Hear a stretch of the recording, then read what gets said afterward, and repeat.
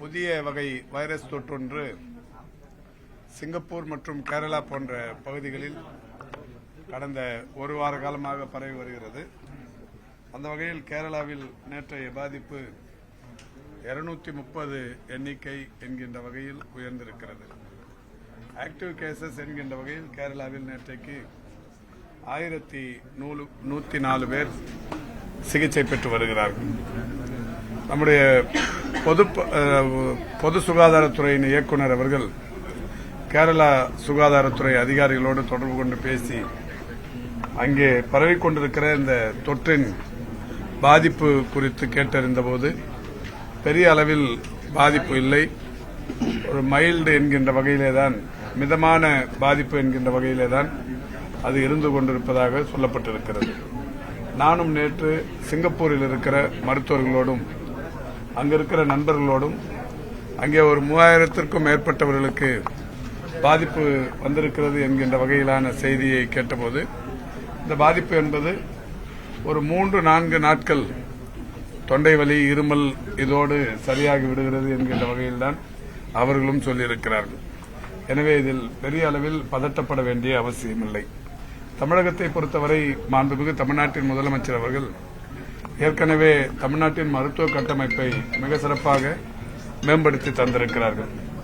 RT-PCR பரிசோதனை கூடங்கள் என்கின்ற வகையில் அரசின் சார்பில் 78 இடங்களிலும் தனியார் இடத்தில் 253 ஆக 331 RT-PCR பரிசோதனை மையங்கள் தமிழ்நாட்டில் இயங்கி வருகிறது.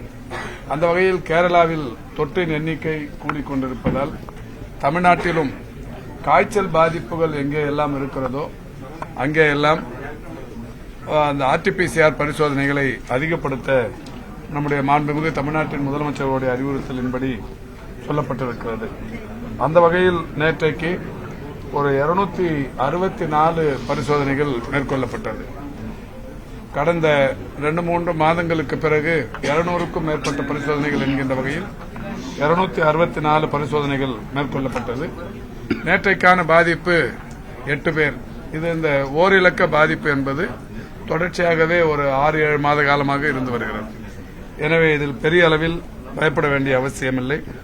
இந்த நேற்றைய பாதிப்பில் சென்னையைச் சேர்ந்தவர்கள் 2 பேர். அந்த பாதிப்புகள் அனைத்துமே ஒரு இருமல், சளி என்கின்ற அந்த வகையிலே தான் இருந்து கொண்டிருக்கிறது.